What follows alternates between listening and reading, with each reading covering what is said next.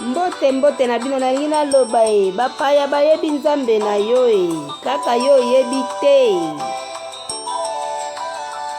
Congolais naye lisusu na te ya muke mokili mozali komituna mazali komituna soki nzambe azali wapi ye mawa nyonso likolo mpe na se ezali ya ye tata kimbango mokili moboyi kondimela ye ezali mawa solo ezali mawa ezali mawa solo ezali mawa ezali mawa mawa ye mokili mokili mozali komituna bazali komituna soki nzambe azali wapi ye mawa nalia ye tata kimbango mokili moboyi kondimela ye ezali mawa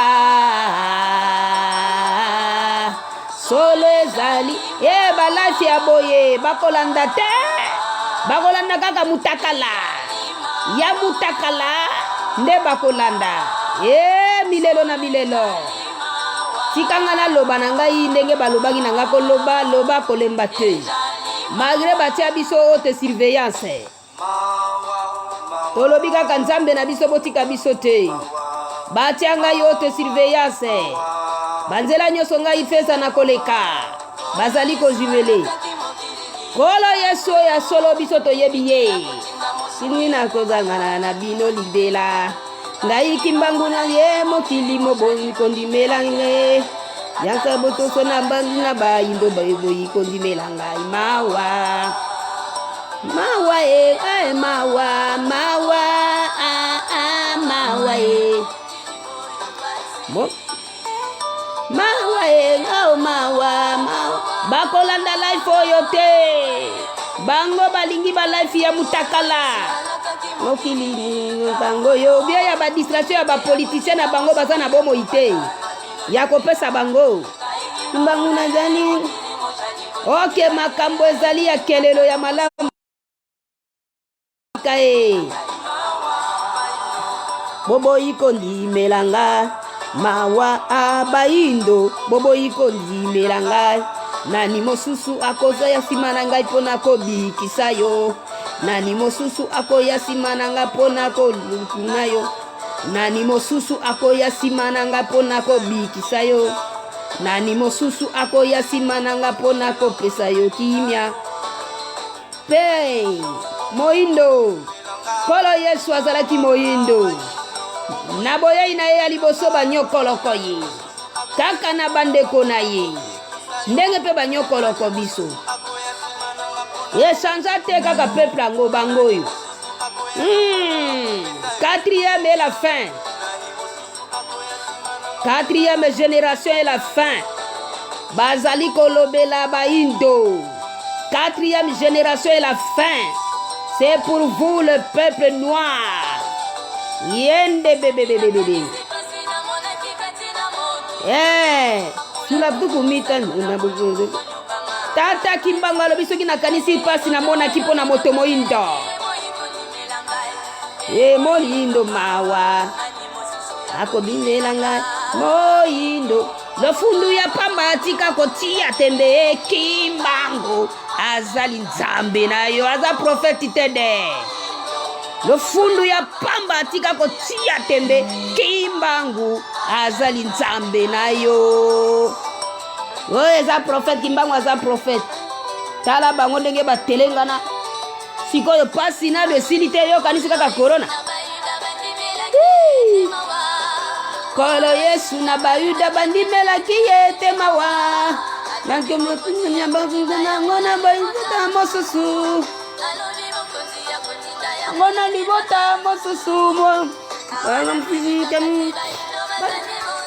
Baindo bazangi bososoli. Baboya kaka bato batindelaka bango ya malamu. Sikoyo pase ezoyela bango. Zoba babengi yo zoba. Ozanga mayele. Baye basosolaki babikaki. Bavivaki malamu na bomoi na bango.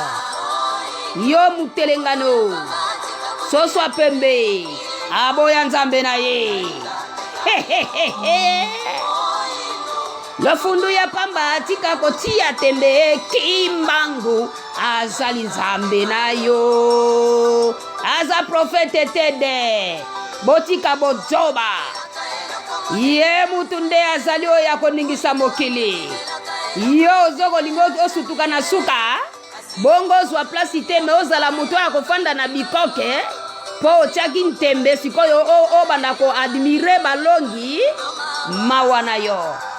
Soba ozanga mayele sosola nzambe. Nalobi life na ngai kolanda bato ebele te. Po balingi muto amutakala. Ako bazwi na bango sujet mikolo. Bazwi sujet ya bato babukaka na bango mibeko na bango. Sikoyo bakomi koloba loba. Eza distraction te. Mutu na moto a se prendre en charge. Eza linzambe na yo. Peuple balinga mitakala. Peuple balinga koloko panza kaka basangwa bato mabe. Mais sangwa malamu baza ko pesa na ye aboyi ko panza. Yesu. Mokili oyo ngai kimbangu na pesa meli yango na nkolo. Yesu. Atayo lingi te nazali nzambe mokonzi bakonzi. Atayo lingi te nazali nzambe mokonzi bakonzi. Dimela moyindo lofundu ya pamba atika kotia tembe kimbangu azali nzambe nayo. Moyindo lofundu ya pamba atika kotia tembe kimbangu azali nzambe nayo. Mondele azwi mayele akeikamba fukami. Apesi tata kimba ukianga ni bizo. Po ayebi ntina. Me yo moto moyindo ozali kotala ozako finga ye. Kasi bobonga makaboka mata possession. Baye balelaki na mokolo na Noa bino pe bozolela lisusu.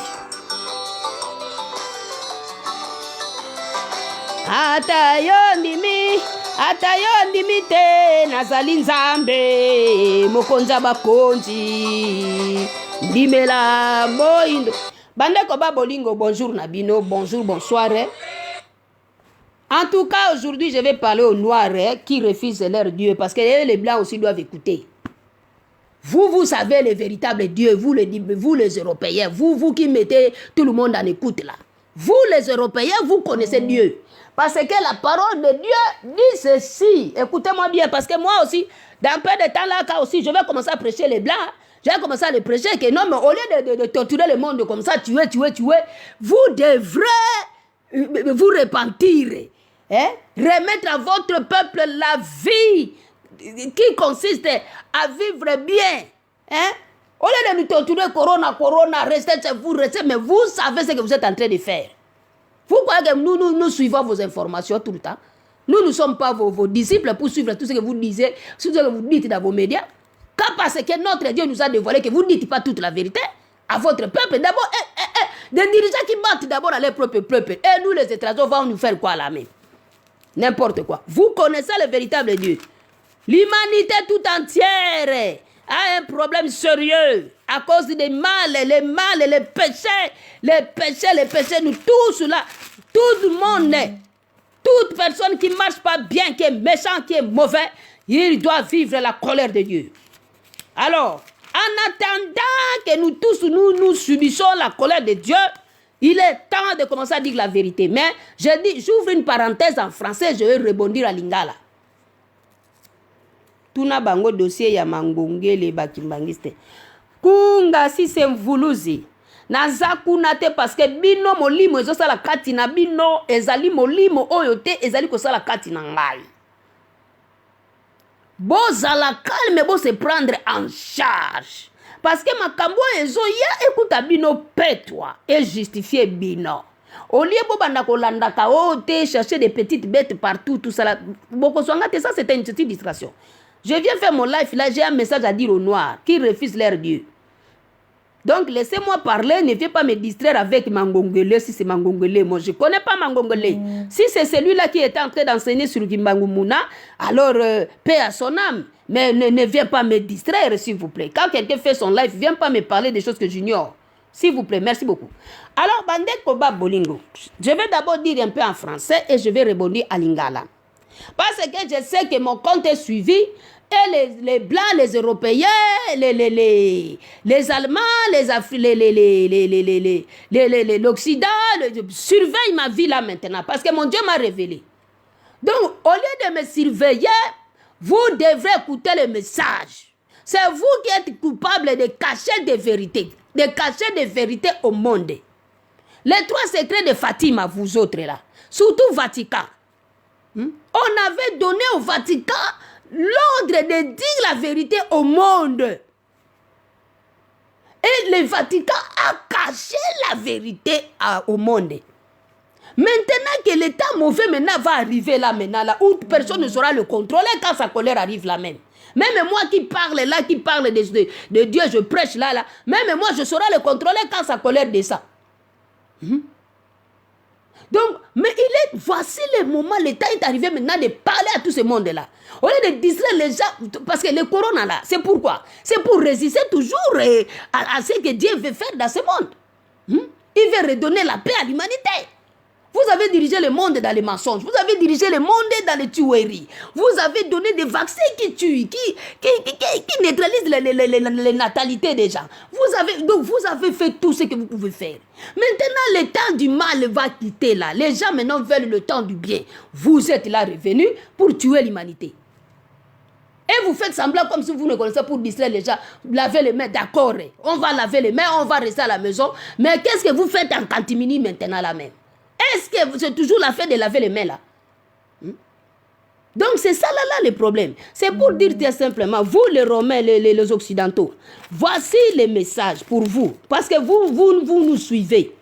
Notre Dieu nous a dévoilé que vous êtes en train de nous surveiller. Vous avez mis des caméras partout. Vous nous surveillez. Donc, personne n'est plus caché à vos yeux là. Comme vous savez que vous n'avez pas des yeux comme Dieu il peut voir partout. Maintenant, vous voulez mettre des caméras partout pour nous surveiller. Alors maintenant, comme nous sommes surveillés de vous là même, voici le temps maintenant de vous dire aussi. Parce que de toutes les façons, personne n'échappera à ce temps. Au lieu de faire le gros dos, de tromper votre peuple, de tromper l'humanité, nous allons dire la vérité à l'humanité, dire que l'affaire là, c'est qu'on s'est détourné de véritables dieux, on s'est moqué de lui, on s'est moqué de son peuple, on s'est moqué de tout, mais au lieu maintenant de s'arrêter là, non, on a fait trop du mal, on s'est plongé dans les péchés, vous avez désobéi à la parole de Dieu. Vous avez dit que non, vous allez commencer à vous marier entre vous, vous allez commencer à faire ceci, cela pour souiller l'humanité entière. Alors lui ne supporte pas ça. Il est tellement saint qu'il ne peut voir les péchés grandir et grandir. À un moment, il s'explose. Alors voici pour vous les Occidentaux. C'est que la Bible dit dans Romains. Dans Romains. Chapitre Romains.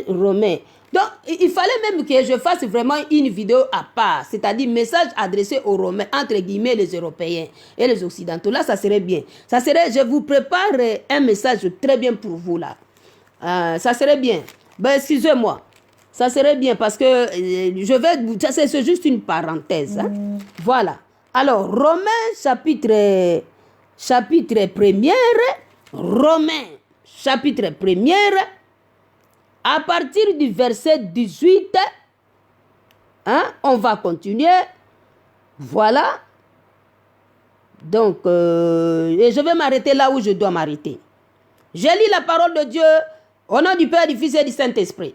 La colère de Dieu se révèle du ciel contre toute impiété et toute injustice des hommes qui retiennent injustement la vérité captive.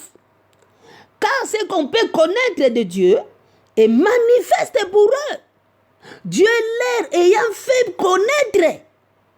En effet, les perfections invisibles de Dieu, sa puissance éternelle et sa divinité se voient comme à l'œil nu depuis la création du monde quand on le considère dans ses ouvrages. Ils sont donc inexcusables. Qui sont inexcusables? Ceux-là qui cachent la vérité. Vous savez où vous avez toujours l'habitude de fuir, dans les montagnes, dans les casernes. Vous préparez toujours pour fuir, mais vous avez préparé aussi la place de fuir pour votre peuple. Non. C'est votre peuple là qui vous écoute aveuglément comme ça là. Ils doivent revenir à Dieu véritable. Pour peut-être au moins se sauver de ce qui va arriver bientôt là même là. Moi je ne sais même pas qui va s'en sortir. Qui va s'en sortir? Même le roi de ce monde ne s'en sortira pas. La terre va trembler là même là. Tout ça là c'est qui ça là? Ce sont des occidentaux. C'est là les Vatican qui connaissent la vérité. Ils ne veulent pas dire. Les Africains, surtout les Congolais, qui refusent. Et maintenant là, tous ces grands malheurs qui frappent l'humanité là, qui sont responsables? Corona. Alors que Corona là, en derrière, dedans, il y a un autre chose que vous êtes en train de préparer. Voilà ce que la Bible dit encore. Ils sont donc inexcusables, car ayant connu Dieu, ils ont connu Dieu. Ils ne l'ont point glorifié comme Dieu. Et ne lui ont point rendu grâce. Mais ils se sont égarés dans leurs pensées et leur cœur sans intelligence a été plongé dans les ténèbres. Se vantant d'être sages, ils sont devenus fous. Et ils ont changé la gloire de Dieu incorruptible en image représentant l'homme corruptible des oiseaux, des quadrupèdes et des reptiles. C'est pourquoi Dieu les a livrés à l'impureté selon les convoitises de leur cœur. Ainsi, ils désobéissent eux-mêmes leur propre corps. Les hommes couchent avec les hommes, donc c'est-à-dire ils désobéissent leur propre corps. Eux qui ont changé la vérité de Dieu en mensonge et qui ont adoré et servi la créature au lieu du Créateur qui est béni éternellement. C'est pourquoi Dieu les a livrés à des passions infâmes, car leurs femmes ont changé l'usage naturel en celui qui est en contre-nature, et de même les hommes, abandonnant l'usage naturel de la femme, se sont enflammés dans leurs désirs les uns pour les autres, commettant homme avec homme des choses infâmes, et recevant en eux-mêmes le salaire que méritait leur égarement. Comme ils ne se sont pas souciés de connaître Dieu, Dieu les a livrés à leur sens réprouvé pour commettre des choses indignes, étant remplis de toute espèce d'injustice, de méchanceté, de cupidité, de malice, plein d'envie, de meurtres, de querelles, de ruses, de malignité. Rapporteurs, médisants, impies, arrogants, hautains, fanfarons, ingénieux au mal, rebelles à leurs parents, dépourvus d'intelligence, de loyauté, d'affection naturelle, de miséricorde. Et bien qu'ils connaissent les choses, le jugement de Dieu, et bien qu'ils connaissent le jugement de Dieu, déclarant même dignes de mort ceux qui commettent de telles choses. Non seulement ils le font, mais encore ils approuvent ceux qui le font. Oh homme, qui que soit. Ah, je m'arrête là. Donc le passage que je vous ai lu là, c'est les Romains, chapitre 1er, à partir du verset 18 jusqu'à la fin. Le mot qui m'intéresse beaucoup plus, c'est la colère de Dieu se révèle du ciel contre toute impiété, toute injustice des hommes qui retiennent injustement la vérité captive. Car ce qu'on peut connaître de Dieu est manifeste pour eux, Dieu leur ayant fait connaître. Bande Koba Bolingo, chers amis, ça j'ai dit, j'ai ouvert une parenthèse pour parler à tous ces Européens qui visitent ma page, qui croient comme si je suis une trouble faite, alors que je suis évangéliste qui prêche la véritable parole de Dieu. la véritable parole, mais le vrai message. Mais le temps que nous sommes arrivés là maintenant, c'est d'avertir ces Noirs qui refusent leur Dieu. Que vous connaissez. Alors, maintenant, l'humanité tout entière, quand Dieu, l'apôtre Paul, ça, les Paul là, ce sont les Romains qui ont imposé le nom de Paul là. Ils portaient notre nom, mais je ne suis pas encore dans le système de messages de Toko Samagiming. Parce que nous connaissons ceux qui étaient partis en Rome. Ils ont fait un long voyage pour aller jusqu'à à Rome. Dans l'histoire du Congo d'Antotile, nous savons qu'il y avait Pierre Ndopetolo et il y avait Nsakunefunda qui était allé à Rome pour aller plaider la cause des Noirs et qui était mort là-bas aussi. On ne sait pas si aussi avec son histoire aussi c'est mélangé avec les autres là pour les faire donner le nom des apôtres, on ne sait pas. Donc voilà, alors maintenant, mais disons vrai, l'apôtre Paul, quand il est allé chez les Romains, donc chez les Romains entre guillemets les Occidentaux, il a dit que la colère de Dieu se révèle du ciel contre toute impiété, toute injustice des hommes qui retiennent injustement la vérité captive. Car ce qu'on peut connaître de Dieu est manifeste pour eux, Dieu leur ayant fait connaître. Donc c'est-à-dire que les Romains, les Occidentaux, les péchés qu'ils ont, leurs vrais péchés qu'ils cachent tout le temps les peuples, même les Vatican, c'est qu'ils connaissent le véritable Dieu, mais ils ne le disent pas. Ils se sont rebellés pour se créer maintenant une religion qui est conforme à leurs histoires. Dieu est en train de parler aux Romains par son serviteur apôtre Paul pour leur dire que la colère de Dieu, c'est-à-dire que Dieu se fâche parce que au moins quelqu'un qui est ignorant. À celui qui est ignorant, on peut le comprendre un peu parce qu'il ignore, il ne sait pas ce qu'il dit. Mais celui qui connaît, mais qui ne veut pas, cette personne-là, la colère de Dieu sur lui. La colère de Dieu sur lui.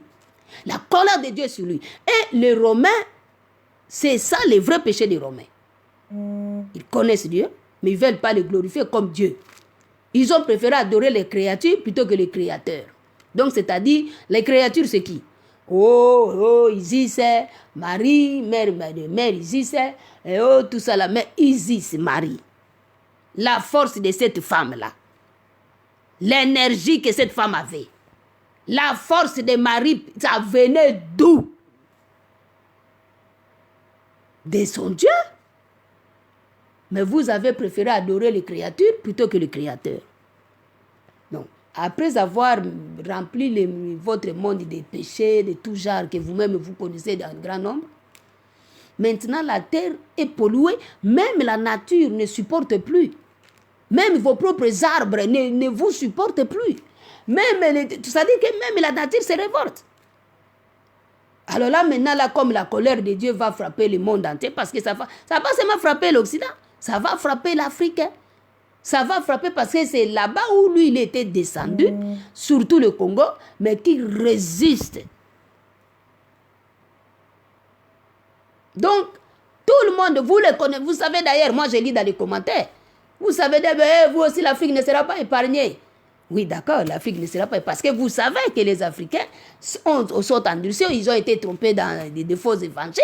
Et ils savent que maintenant que leur idée se révèle, maintenant, je me demande comment les Africains vont s'en sortir. Parce que nous savons comment nous avons menti, toutes ces histoires-là. Mais il y a une dame là qui est en train de leur dévoiler ces choses-là. Mais on la croit même pas. Donc, ce qui veut dire déjà, même s'ils ne croient pas à cette femme-là, attendez ce qu'ils vont vivre. Mais Sodome et Gomorrhe, c'était en Afrique. Sodome et Gomorrhe, ce n'était pas en Occident. Noé, l'affaire de Noé dans la Bible, ce n'était pas en Occident, c'était en Afrique. Donc, la Bible, là, c'est l'affaire des Africains. Tout les tueries, là, de Noé, d'Élige, de Sodome et Gomorrhe, tout ça, là, s'est passé en Afrique parce que c'est la terre de Dieu. Mais l'Occident aujourd'hui va subir maintenant sa colère à cause de ces tortures contre l'Afrique. Que que le temps où il faut tuer les Africains, dominer, c'est fini. On ne cesse de vous le dire. Mais vous ne voulez pas. Vous voulez résister, vous voulez faire la résistance. Donc, chers amis, je crois que je m'arrête là. C'est pour dire tout simplement que le monde entier sera frappé partout. L'Afrique d'ailleurs, ça ne sera pas épargné. Ça, nous le savons. Mais en attendant que cette colère frappe tout le monde, il faut que chaque conscience commence à s'interpeller. Parce que ne souhaite pas ta mort, ne souhaite pas ta destruction. Parce que tu ne sais pas comment ça sera. Il arrivera autant les gens commenceront à réclamer, oh mort, tombez sur moi, je vais mourir, tu veux boire quelque chose, du poison pour mourir. Mais on te dit, non, tu vas vivre avec ta souffrance là. C'est dans la Bible. On cherchera la mort fuira. C'est dans la Bible. On a dénigré la Bible. Parce que la Bible, c'est vrai, elle a fait la dissimulation. Mais comme je voulais déchirer la Bible, mais celui-là m'a dit, Dieu m'a dit, non, ne déchire pas, sinon tu vas perdre les références. Depuis lors, j'ai acheté ma nouvelle Bible pour méditer et commencer à parler. Donc là, je ferme cette parenthèse en français parce que je sais qu'on nous a déjà dit que vous êtes servis, on vous écoute, on vous suit. Alors, on profite pour vous donner, les Occidentaux, le message. Qu'à cause de vos péchés et de votre torture, de ce que vous faites en Afrique, Dieu est fâché contre vous là même. Alors, au lieu de mentir votre peuple, au lieu de le préparer, de chercher à prier Dieu, de chercher à susciter vos pasteurs à vous, au lieu qu'ils aillent en Afrique aller encore évangéliser. Non. Il n'y a plus des étrangers venir évangéliser là même au Congo démocratique. Parce qu'il a dit dans sa parole, je ferai de vous un royaume des sacrificateurs. Donc, il n'y aura plus des étrangers qui vont venir là. Il faut prier pour que vos pasteurs à vous, blancs, les Européens, les Occidentaux, viennent vous dire des vérités. Au lieu qu'ils vous disent des vérités, ils viennent seulement chez les Noirs, chez les Noirs, les Africains.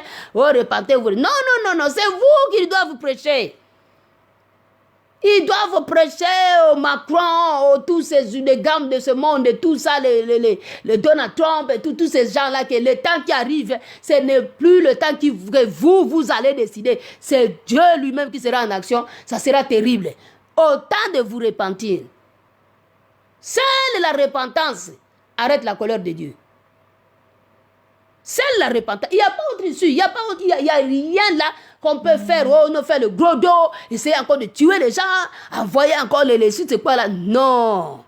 La repentance seule arrête la colère de Dieu. Et la repentance, ce n'est pas ce que vous croyez. La repentance, c'est le mal que Dieu te reproche. Donc, je m'arrête là. Merci beaucoup. Je retourne à Lingala. Peuple congolais, bino bato oyo, bobo ya nzambe na bino, na zongeli bino. Bota la titre oyo nga na tieli bino awa. Titre na tieli bino awa, ezali ke, bino ba oyo nzambe na bino a se dévoila. Bobo ya na bino ye. Repentance na yo eza nini. RDC. Lobiko eza na Congo bololote ni pondu po ni soki Jésus Christ ou que sais-je.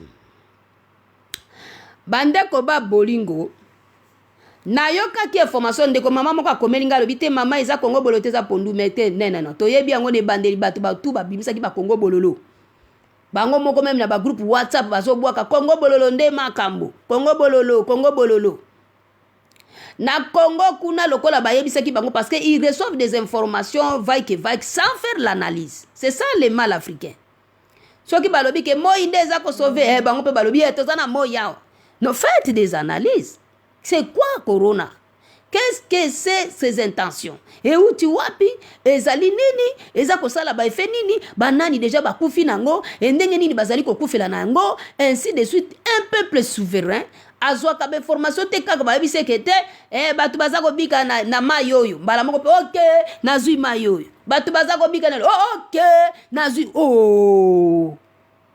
yeba liboso nanu maladi yango eza nini euti wapi eza kosala ndenge nini batu baza kozwa yango ndenge nini makambo eza ndenge nini quels sont les remèdes eza ko sauver quels sont les nini tout ça là comme bamboka na bino ba politicien na bino bazalaki ba oyo ba collaboraka na ba mindele soki mundele na yebisaki bino soki mundele ata pété allez bango pe ba pété soki mundele alobi ah bango pe bazo subir donc ça dit que l'Afrique suit l'Occident soki l'Occident tout ce que décide bango pe c'est pourquoi parce que ce sont des contrats que ba signaka bango ba bengaki bango ba décideur alors yango bango le basali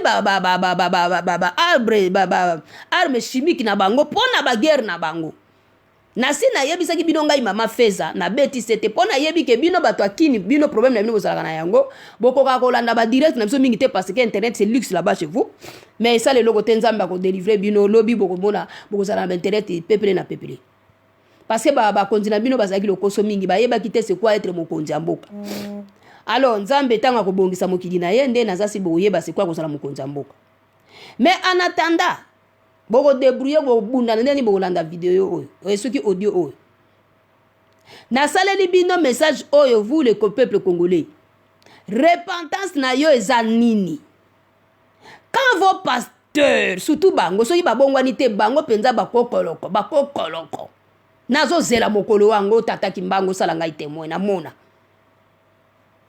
po bapasteur bango esengelaki bazala bazali koteya mpona komema bino na nzela na nzambe kolo yesu alobaki na bango ete ngai nakei na kotindela bino molimo mosantu akozala na bino mpe akozala kati na bino mokili ekoyeba ye te me bino bokoyeba ye bapaster batangaka yango me nayebaka te so bakomprena yango ndenge nini bapaster na bino tosi tosalela bango bavideo mpona koyebisa bango ete ngonga ebelebi nzambe alingi azwa mokili na ye asengi mateya ya biyo mateya oyo ya baimperialiste bayaki na biso te ya bamindele te mateya oyo ye azali koloba verité na yango me mingi bazalaki compromis il faut bateya lokola bacolon il faut bateya lokola mindele po esala fashion bakokote ya verité te base compromettre me mama Feza ye na tana ye bafongoli miso balobi tala message nde ezalaka boye tala ndenge bokosamaki mingi nazwi vertige nalandeli nalobi soki makambo eza boye alors babebi na bango en tout cas babebi na bango ngai nakoloba yango advienne que pourra nalobi bapasero bazali comprendre te babengi ngai ndoki obatamaki obombaki maseke sikoyo mibimisi pona kaka na tatoli kimbango en tout cas tata wana lobelaki ngai fo bongwana polisu munie yango wana parce que kala te aza koyeba kimbango ki ete kimbango na moma wana ye moko naza se bani kolelaka na ndako nzambe ame nzambe limbisa nga na kanisa kike oui nasengi na pasteur wana tango na ye yango yoyo ya kobongwana po ayebi likambo azaki oloba te ngai nabatamaki maseke siko lokola na tatoli kimbango donc maseke bimi nazalaki ya bango te ndenge Bible lobi ils étaient des nôtres mais ils sont partis ils sont sortis du milieu de nous batribue ngai passage na po bazana ba verset ba ponaka po ba bambelo yango so ba bambelo yango ali bandimi so ba yoki yango bien ya solo passer asa libéré tokolanda mama wana te bango nyonso ba réveil ba kimanga yi mais na yebi ke na kuzu balanda nga na bandaku na bango message ya nzambe koleka te mpo nga nazosepela puisque nayebi oyo ngai nayokaka nayebi oyo ngai namonaka tokosamaki mingi oyo ezali po ebimisa biso na lokuta toutaki na yango po tokota sikoyo na kati na verité enfin ke makambo ekoya bolanda bavideo nange ebele na loba na te ya bino bolanda meme na baratelki meme leur video na ute kosala retard makiambi oyo le nakendaki nkamba nalobi to makambo il faut to te ya évangile tema yili boso oui d'accord mais oya turo yo eza pona makambo ezoya po kala te ekeke likambo eza koya kokatana bomoni sikoyo mbala moko nzamba justifie message na ngai nzamba justifie message na ngai bosi bomona muto atei te ye ulobi makambo ebele ti sika nango après po makambo itu yo lobaki mbala moko ebali kokokisa enge lobani elingi oloba te kenga naza extraordinaire elingi koloba ke no nzambe atilisaki nde ngai soki mutu azosalela nzambe eke azoloba makambo me makambo wana azozwa yango na nzambe eke makambo yango ekokisami, ne faites pas de débat là-dessus. Comprenez simplement que nzambe autilisaki mwana mwasi oyo me tondimaki ye te. Yango nazoloba repentance na yo eza nini yo congolais kuna na Congo awa ko bayebi soki Congo bololo pondu soki nini ça parle corona. Laisse-moi te dire, toi là, toi qui es là-bas là, le malheur que toi tu as c'est quoi? Yo congolais ezali ete nzambe akitaki epai na yo, nzambe akitaki alati nzoto kolo yesu wana bobengaka bino bobengaka Jésus Christ boyebi te botangaka Bible bien te depuis 2000 ans ti sikoyo kaka Jésus Christ eloko moko esalemaka te. Or la parole de Dieu est évolutive, elle évolue selon les circonstances de temps. Nzambe alobaka kala na ba profeta, Nzambe ye wana après ayaki koloba alobi, après aye koloba na ba sacrificateur, après aye koloba na basali na Nzambe na évangile na kolo Yesu ndenge balobi na liloba na Nzambe. Il a parlé par les pères, ensuite il a parlé par les fils, et maintenant il parle par l'esprit. Mais tango to komi na tango ya molimo nde débat ekoti. Ce qui veut dire que les fils aussi vous l'avez pas compris parce que batu bayela ki bino évangile, bayela ki bino le faux fils, bayela ki bino égrégore. Mais le vrai a se dévoilera na bao yayi. Tango abete lui alobi nazala ki moindo. Alaki sio couleur na ye. Oh, eza na Bible dit makamunga na lobaka ezaka na ngoka na Bible. Na Apocalypse Jean amonaka ye po ayebaka ye na kombo na ye na aspect na ye. Mais après l'air a changé aspect glorieux, a reconnaîtra ki penda te mais atalie na makolo po atala ndenge ba tubaka ye Bible lobi nini na Apocalypse. Makolo na ye ezalaki lokola semblable à des lérés ardents. C'est-à-dire makolo na ye comme lokola makala oya kokauka parce que azalaki mwindu. Même l'Apocalypse parle de la noirceur des koloyes. Donc cela voudrait tout simplement dire que eza makambo zaki abayindo. Olibolo baka wanzambe na bino akufa asekwa te biso to priaka oya akufa asekwa me bia bino asekwa boka ta soni na lobela no bino ba oyo bokomela biso chaque fois boyi.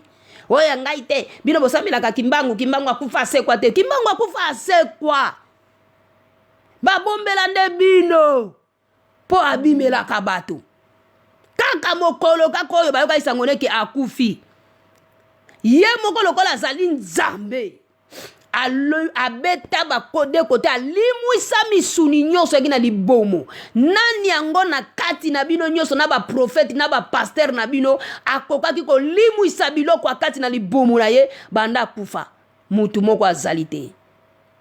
Meme na kolo Yesu kutu ndenge toyoka ezala asalaka eloko ya ndenge wana te po ayebaki ete bakoluka bazwa nzoto na ye bakoluka basala soki ndenge ni alimwisi. To repeta na bino tolobi ke tata kimbangu asekwa zana bomoi yango amonanaka plus que même Jésus Christ na bino wana me bololendo bokasima babesili esili te bokomi kotiola biso bolobi bango na bafana kuna na poto kuna ikeke ko beta bango bako yika kuna bino nde siko bozande malamu po faki bozala nde bamite malamu bino boza tellement mabeke bozela nanu nde ko banda nde po babi jugement commence pas dans la maison de l'Éternel. De jugement e banda na ndanga nzambe bandi na pa na ye moko il faut banda na pa na ye moko avant ko nzambe akoko banda bala moko libanda te atiki bino mboka isika mabele na ye mabele ki wana atiki bino asota ke kuna mais non. Parce qu'il faut tirer de l'ordre na ndako na ye.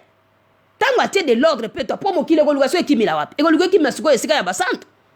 Soko bino kuna bozana no kuna no mabena ne bozali na yango bobongwani te boseka biso bato libanda. Na kimutama beba bi oteto soko bengana na baoya ba nationalité bo fanda na bato bana so bo pesa bango ba poste ba généraux belé ba fanda batanga na bamboka lokola ba Allemagne baza ba Allemand ba nini tout consorto yebi tout. Mais boza la ngote pourquoi 2 poids 2 mesures parce que boza mitema mabe bozo comprendre rien na makambo ezo ya bozo interpréter ngo mabe d'après mitema mabe na bino ole bo interpréter ngo d'après l'esprit bozo interpréter ngo d'après mitema mabe na bino yango to sekaka bino to lobaka nzambe omoni bato aboy bo pesa bango ba privilège aboy tala bato aboy wa balobi tana bango za mutie botika ba sepela.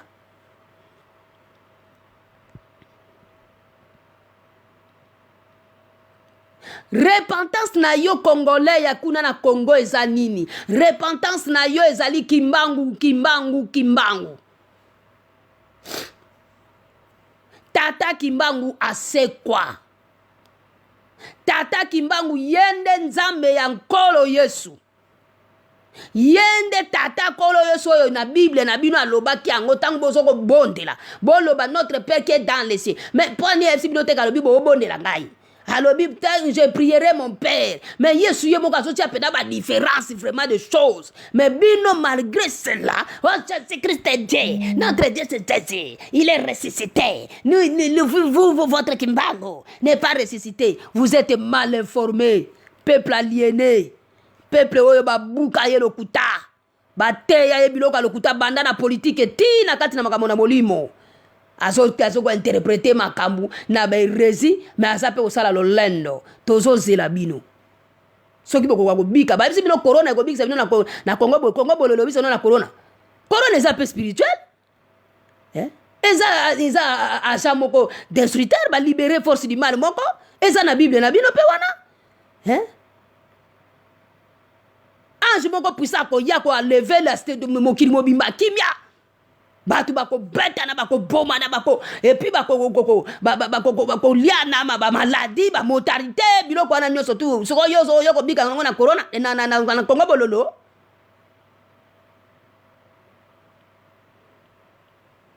Il y a des sortes de corona. Corona oyo ezali guerre bactériologique na bango bazali ko bua ko bundana.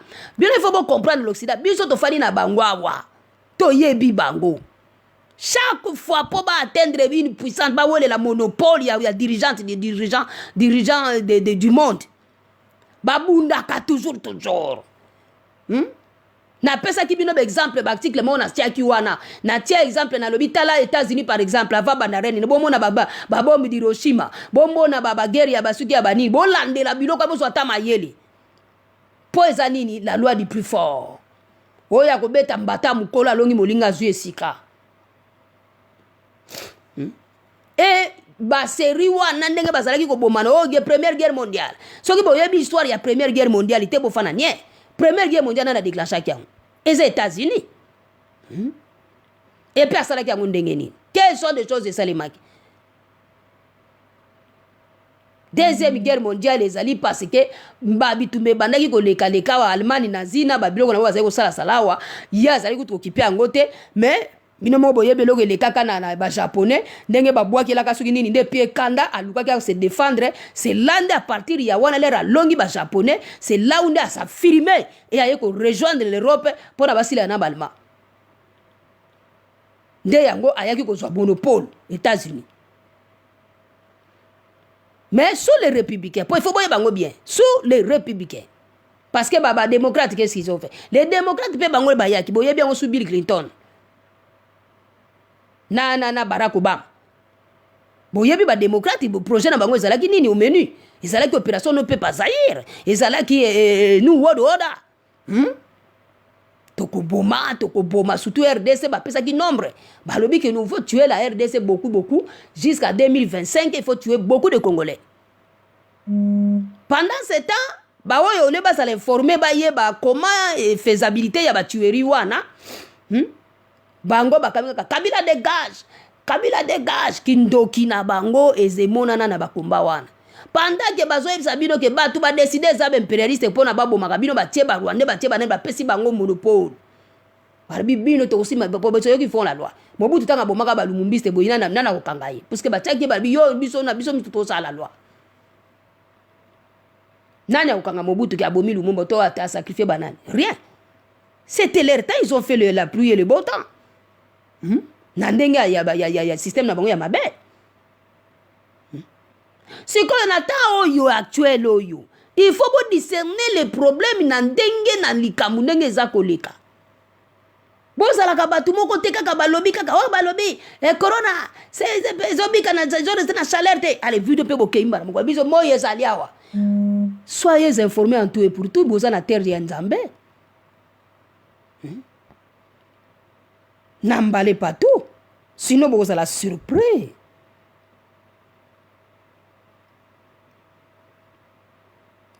Repentance na yo eza nini ezali oyeba Nzambe na yo oboya ye obeta ye kara otia tetu osambela Nzambe osambela egrégore. Tant que oboyi yango salut ezate Congo bololo ekobikisa yo te pondu toni ekobikisa yo te parce que makambo yo pe ezali hautement spirituel. Boyoki eloko iti koleka na Lubumbashi bozo bomba ba information mususu po ezo sala bino somo. Mwana mwasi moko boye un peu mystérieuse aya kaka na bisi kuna na Lubumbashi batu bakota ki ebele na kati alobi ota soki 20 personnes sur combien naza na besoin basi otu balati ba mesh ba bimao baza batu na ngai basi wana batia munoko boye pro alimusi bango ke wapi sans protection. Elingi oloba nini ba libérer force à ténèbres basala musala na bango. Mais bakosala musala na bango na ba oyo bazali vide. Oyo bazali ya Nzambe bakokoka eloko te. Po bango pe bamiyebi ke kana bango ezali le bakozika kuna deja na se bamsu bakoma kutu kobima kokima se amai po bayebi ke moto ebani kotumba bango. Bako matela biso awa na mokili awa. Makambo minene ezoko ya ikozala ti do 2020 oyo. 2020 oyo eza ane moko eloba tana ni tataki angani ke soki okomita na nini senga Nzambe merci. Bongo soki bakufi bazongi pe na bomoi. Donc wana eza apothéose. Mais en attendant nanu wana oyo netoza nango nanu bandeko na ngai. Likambo ya corona oyo na Kongo ndenge bazweli yango kuna makambo ya molimo epa ya mboka wana balobelaka yango te basalela yango sujet de média te. Tata Kimbangu kianganya kendaka na centre d'accueil alobeli bino ke Nzambe tata mwana pe molimo mosantu baza na kamba. Balekisi yango même na télévision na bino kuna oyo bakataki misusu mais elekaki na chaîne na télévision na bino oyo batiaka babiloko important ndambu batiki ndambu le reste batiela kabiso babiloko moko bolasa to pongi na bébé bakotaka na molimo ndenge za na poto a pe batia ba information mo biloko moko bolasa pe na bango pe ko bomba daka ba na ba jeune na ba film po bazala ka distrait. Mais vraiment kambo ba pesa que espace té mais kalate ezo sila.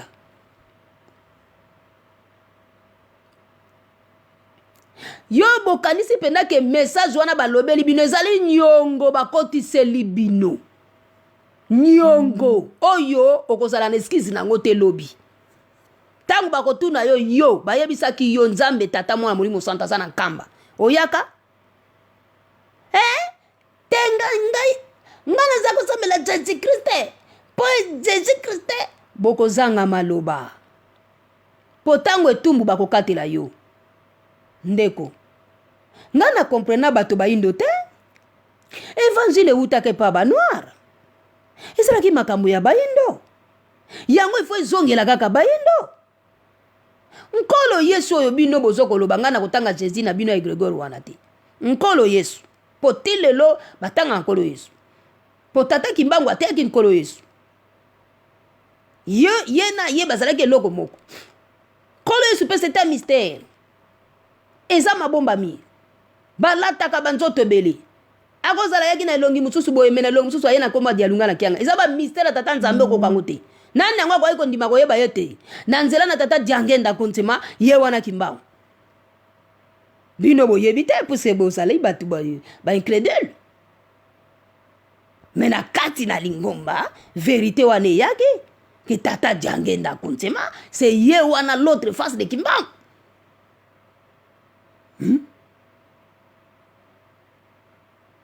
Nani akoki kondima ete parmi bana ne misatu ya mibale wana ye wana nde kolo Yesu me bakoyeba te po kombo ebengamaki dialungana elingi koloba accomplissement po atongi temple ndenge balobaki te temple kuta likolo Jean monaki yango ekitaki les manœuvres de Kimaza ezalaki preuve ya kolakisa ete temple kokita place wana mindele babelaka mitu babelge bakomi kobombarde yango bapreuve nini bolingi lisusu po balobela bino bonzambe ya tata Kimbangu. Il est 14h. Preuve nini yo congolais oza koluka na bapaster na bino mokili ezongeli ya zero te natu kosolola na deba na paster moko kuna na biloko na bango ndenge bakomaka wana paster wana mpo na sololaka ne boko mpo na yebi ye na yebi ke mère na ye kimbangiste penda ya ancien ya bancien de sayo mukola yebisanga bonga na lobi donc c'est-à-dire que okokimaki nulle part yo po tata Kimbangu azali le dieu de l'alliance mais sikoyo ndenge nini yo mwana oteyaka Jésus Christ ote ezali ndenge moko ye mpe te boye na boye na boye alukaka baraison ote kamba kuna biko tala problème boye tala boye na boye na boye na boye mais bato bazodikise baolekisa balere na bango na buzoba lobi kasi ekozala ndenge nini mpo na bango vérité ata bokundi yango ntango akomimonisa mokili mobimba bato bakomokima mbangu na Congo na moma na bisusu bakokoma nde na elongi ya soni bokoma koloba eza nzambe na biso eza ya biso moko profite nango te eza na bible te pala biba misusu bakorite misusu bikoko moko kuna na mbanza kinzo ete ofana na pointeur moko tunga mukebo ye wata na mutu wapa na valeur mite donc yo vi na yo ekoma nango bakaniselaka yo kwa mais au moins ba sauver yo ofanda na yo kaka boye mais vi na yo za mutu bakaniselaka yo mais baninga bazali kodondwa po récompense ya tata Kimbangu na baoyo bandimelaki ye ezali eloko moko kosakana te nazo yebisa bino ba vérité ole bosalaka semblant awa bino loso bofani na bandako pasteur wana notuko solola na ye ayebisi ngai ke ndenge nini yo bino zokoloba bango baza banzambe ndenge nini tata Kiangani aza nzambe bongo atosi ordre ya mibeko balobi na ye pa fani na ndako azokobanga corona na seki ye nga nalobi lene ya mibeko ya Kimbangiste yali tosa leta Kimbangiste tosa leta na Bible pe kolo yeso alobaki yango apôtre Paul pa alobaki yango obéissez à vos conducteurs respectez les autorités du pays bongo bino moko botosi sikoyo bakamba pune tosa sikoyo bokomo critiquer pourquoi bozaki soki basali après bolobi te bango baza kotosa te mais quand même après tout balingaki malikila ngo débattre ce n'est pas ça moko ya mibeko ya église wana ezali botosa l'État na cadre ya personnalité na ye en tant que chef spirituel na ndenge ya humanité na ye tata Kiangani akopesa ordre na bandimi na ye botosa l'État bofanda mingi bosangana te atositi ya zala kopposant te église Kimbangiste bomonaka bango te basalaka bandenge passer mususu bakomi ba opposant bakomi ba rebelle non église Kimbangiste yazaka mangama te po bango batambolaka na molimo bayebi ete temps oyo eza bokonzi ya oyo to yende mutu akwa yende yaka po topambola yo osala mosala na yo Kimbangiste azaka wana te mpo na telemela bokonzi to ndenge nini c'est ça c'est que vous êtes mal informé de ça mais na côté spirituel attention Dieu se cache et se révèle na ba oyo ya ndimi bango tobungaka te na maloba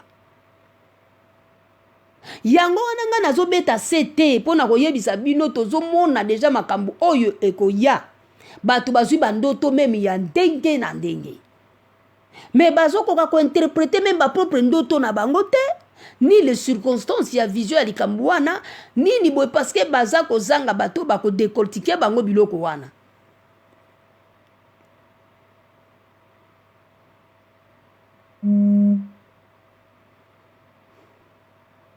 Congolais yo oza nulle part repentance na yo ezali nini ezali Kimbangu lobiko eza na Congo bololo te to pondu to nini te ni Jésus Christ te bokobelela kombo wana bokomona résultat te ekotepele bino siko bokoloba bolobi mais nabeleli Jésus Christ mais malgré tobeleli yango ye moko auti kokoma paneti pasteur wana ndenge auti okomela bango kuna touti na bapriere ebele touti na bachaîne ebele toprie bapasteur bakotaki chaîne mpo basala nini baanéantir effet coronavirus eza lokola balobi hier soir hier matin c'est fait le premier jour donc quand le soir est arrivé à le passer à côté jeune tozo ko annuler le puissant des ténèbres tozo ko annuler le temps du soir nana bisino ndengwana polo kwa bozaka na molimo tata nzambe te yango boyeba te le temps que nous sommes ngana ko prier contre le coronavirus te ngana so prier contre puissance des ténèbres o pe basana tentation ya mabe contre bana na nzambe mais na ko prier contre corona te. Je me protège na yango, c'est tout. Je me protège seulement de ça. Parce que tant na yeb tango ekokaki balobi yango. Ezali na Bible. Mais kode epesa Amerika basali ya nzambe ba yebango. Bino nde lokwa boza ya yete yango moyebo yebi yango ezate. Comment les pasteurs peuvent gêner contre le coronavirus de disparaître ça vite fait. Et maintenant, bango baba no loba, siko ekokisa eloko moko te écouter les autres empire kaka ainsi de suite. Nyonso na pona nini batu baboya kimbango. Eloko nini ya malamu ekokisa ko yela bango parce que ce que eloko malamu ezo yela bango epesa bango tetu. Ba ozola ngo raison. Moki les ongi à zéro. Nangina sa pasteur wana. Ndenge sali na bakimangiste bango tupe bafana nda moki les ongi à zéro. Mais tango moki le go bandela ma. Banani bakoza sa église à malonga. Parce que tata kimbanga lobaki il ne restera qu'une seule église. Et que ça alors les fondements spirituels que nous aujourd'hui seront quoi ébranlés. Et pour boire ma phrase on a même na baki mangiste ba ba phrase on a les fondements spirituels les ali ba enseignement o besoin qui na Vatican et botisi catholique après bimisi protestant tous ces enseignements là nous surtout et même qui batuba même bango en Afrique te mais ba même bango na monde oyo bango basalaki. Donc ça ba fondement moko donc erroné. To kititi l'église de réveil ba o ba bengi bango ba église ba prière groupe de prière. Bango pe ba priaka makelele surtout ne bo comme ça ki Congo atukanga nazo kamo ipale na okike ba zongi si nini tu vie zonga normal mais ça piège ba teli bino hein et ça piège parce que ba konzina bino baza oyeba solution malamu te pona kaya mboka na bino puisque na kokanga wana mikolo ba bar pe faut kangama puisque makelele Congo ki tsato so tambola nango ba foti rebele ba doko trouble moko doko to yeba ka te suku ndido ba tamoka na esprit mususu. Donc il faut que somo donc boté mais ça donc oh ça mboka ko songa sikoyo te non parce que loko moko tambola ka nodre zate bazo comprendre te makamu ba opia bango ba mesa ba opia bango bazo yeba tekeza na tana yango pena bato ba salemi pona yango ba sala likambo wana Balba que ça règne tata qui m'a la règne à Bélu quand même bato ba vous avez lu quand même ils a bato te quand même qui un pas dedans pas dehors ba vous allez la banzambe ba papaya ba nini wa bango ba sabe lu te yo mone ba un élu assemble la banzambe ba papaya hein ah wana nzambe siko nzambe ba ko bima moins sérieux règne na ye oyo ya loba que ça règne ya ba élu eza reni ya bato bakosalela bakosalela nzambe bakosala politique ya kisi te ya koboma bapeple na bango te ya kosala moto ya mabe te ya kosala tribaliste te ya kosala kozwi poste mbala moko bikolo na yo tundo ofandisi te eza reni wana te eza reni ya bayenge bene eza reni ya bajuste baoyo bazolinga peple na bango mpe baoyo babima libanda mpo bayebi histoire bayebi parcours ya mboka wana bo baby si nyonso nationalité même ya peuple na ya mboka na bino surtout to banino na Zaire ba baby saki le nationalité zairoise nani yango akosepela na nationalité zairoise so ok di banda tango la sala carte kaka pour citoyen au moins ndé ba otala onde ko dire muto parce que tout ça là c'était aussi spirituel bo ce peuple là qui la mabe ba boya nzambe na bango au moins ba ko talo avec dédain eh sia zairois siko zairwa ko sa nini po abika mala mabala ta mundele azo ata nationalité azo ata nini po a respirer po azo ata musala malonga po azala ta boy bo ko limbisa ba peuple na bino wana te bo comprendre bango na buzoba ya bino bosala ki na politique nationalité zairwa c'est-à-dire nationalité moko soko lingo koma no zairwa koma no zairwa o koma no zairwa ezala ki nationalité moko be tout le monde est devenu zairwa là-bas ba libanais banani mais kene pas ba liban bon moi ne ba sala ba noir donc et ça ba tout le monde ba na mtia mabe ça dit que ba ngai penda sona ki bango na ba mais non mais écoutez nous devons revoir notre parcours tout a été détruit de faute en comble il est temps de recommencer à zéro eloko nini kosala bato bakalo be bakalo motema molimo bakalo ndire za bino binga na binzambe baili yango bango oyo eza baili te oyo baza bafraudeur bafraudeur mpo basinye na bango mitema mabe yango sikoyo ekeketaki ekobeta kuna nanu bango na bango bakoliana sika awa nzoka nde bazokonettoye terrain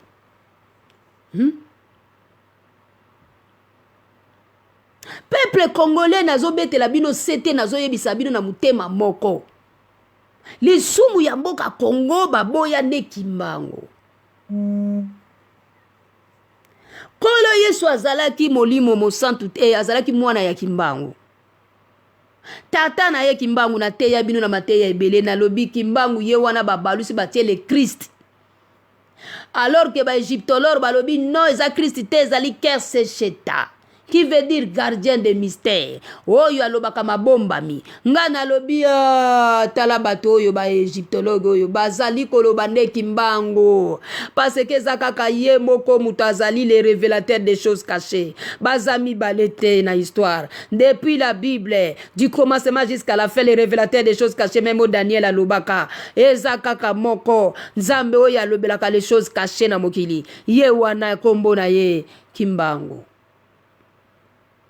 ba égyptologue babengi Kersecheta ba romain babalusi Christ pona kosala kwa embrouille